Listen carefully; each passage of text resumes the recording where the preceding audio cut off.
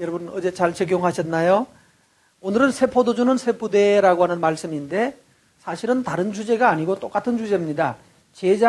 예수님 지금 제자를 삼으셨고 5장 1절에서 제자 베드로를 불러내셨고 그 베드로 불러가는 과정에서 참된 제자가 어제 본문에서는 죄사함 또 죄 문제, 치료의 주제가 아니고 병 고침 주제가 아니라 그 병 고침 더러워졌고 중풍병 되고 문둥병 되고 이래서 가장 더러운 사람이라고 일컫는 그 죄인들이 어떻게 치료받고 어떻게 예수님께 받아들여지는가를 보여주는 사건이었습니다. 오늘은 또 다른 죄인 또 한 사람 나옵니다. 그러니까 이스라엘 사람들에게 있어서 세 가지 종류의 죄인이 있는데 하나는 중풍병자, 문둥병자, 그 다음에 직업상 더러운 세리, 또 한 사람 더 있다면 창기 이렇게 될 겁니다. 세리와 창기는 한 세트고요. 근데 이번에 나오는 사람은 바로 세리입니다.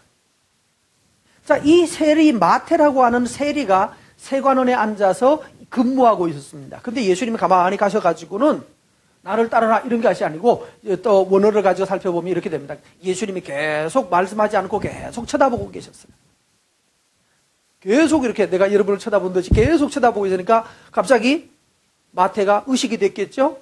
저분이 왜 나를 계속 쳐다보지? 예수님이 하신 말씀이 있어요. 너는 나를 따르라. 나를 따르라. 여러분, 예수님 따르실 마음이 있습니까?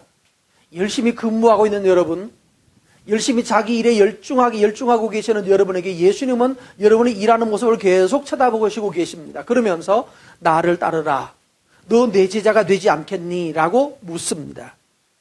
그런데 이 세리, 레위 또는 마태는 같은 이름이에요. 이 사람은 예수님 따르기로 결정을 합니다.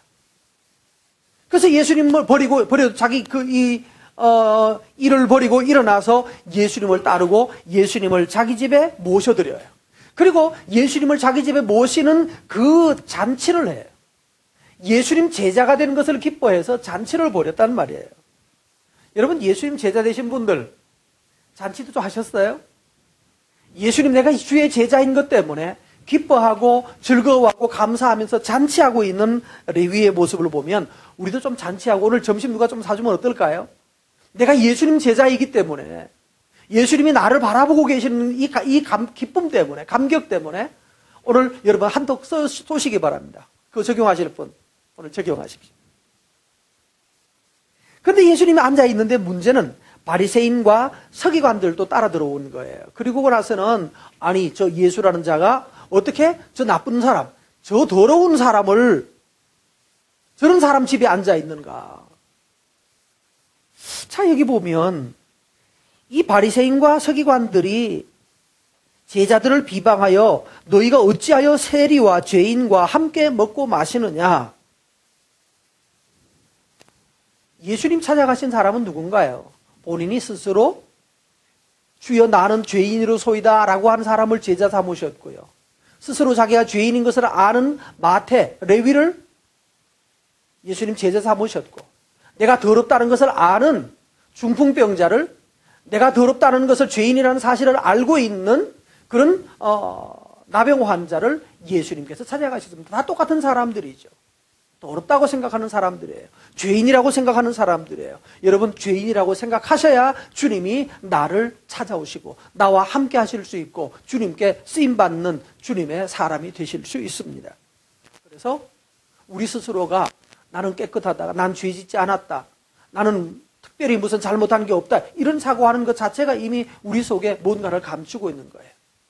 십계명에 나오는 죄를 안 지었다고 해서 우리가 스스로 깨끗하는 것은 아니지 않습니까?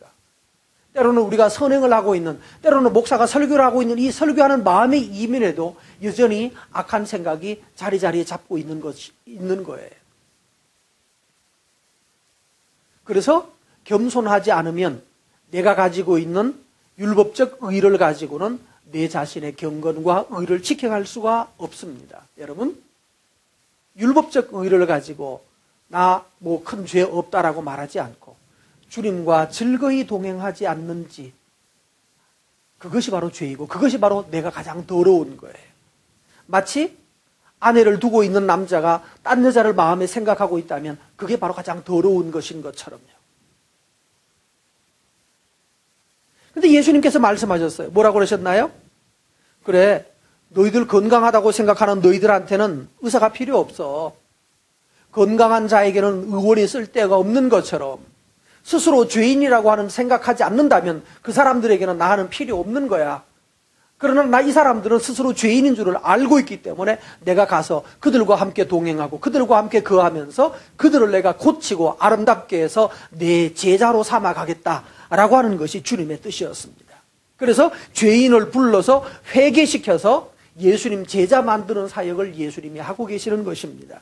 여러분, 이렇게 주님의 제자로 우리가 함께 자라가야 되겠습니다. 그랬더니만은 33절 말씀에 제자라고 하니까 또다시 서기관들이 또다시 당장 또다시 이 시비를 걸어와요. 아니, 예전에 보니까 세례 요한은 제자들과 함께 금식하던데 당신은 이렇게 먹는 거 좋아하십니까? 이러는 거예요.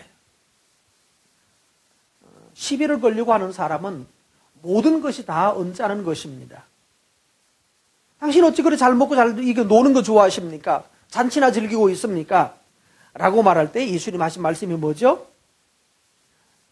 잔치집에 가서 신랑을 모시고 결혼식 하는 집에 가서 금식하겠다고 말하면 그거 웃기지 않느냐? 이렇게 말하는 거예요.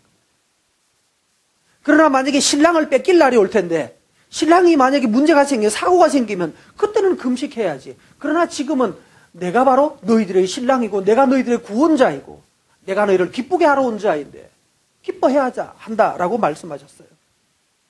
그러면서 36절 말씀부터 보면 새 포도주 얘기를 그렇게 하시는 겁니다. 새 포도주는 새 부대에 담아야 된다. 새로운 예수님이 지금 여기 새 포도주라고 말하는 것은 율법의 전통이 낡은 포도주 부대이고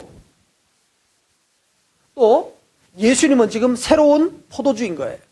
새 포도주를 율법의 낡은 전통과 제도에다가 묶으면 둘 다 터져서 못 쓰는 거예요. 예수님은 지금 새로운 삶의 패션을 만들어가고 있습니다. 여러분, 예수님의 백성들은 예수님이 우리가 죄인인 줄을 알고 있는 우리들은 잔치할 수 있습니다. 왜요? 주님이 나의 속에 오셨고 나를 주목하셨고 나와 함께하고 계시기 때문입니다. 그래서 예수님께서는 바로 우리를 새 푸대라고 하는 죄인인 줄을 알고 그래서 예수님의 은혜가 필요한 줄을 알고 그 가운데서 주님을 따라 배우는 사람이 바로 새 포도주가 되고 새 부대가 되는 것이에요. 여러분, 그저 전통만 붙들고 있지 않고요.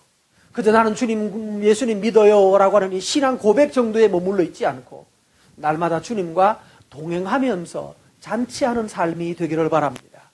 누가 잔치할 수 있어요? 돈 많은 사람? 아니에요. 죄를 깨달은 사람. 그럼에도 불구하고 하나님이 나를 불러주셨다는 사실을 깨달은 사람이 잔치할 수 있습니다. 여러분의 삶에는 오늘도 잔치가 계속되기를 바랍니다. 주의 은혜가 여러분이 있기를 기원합니다.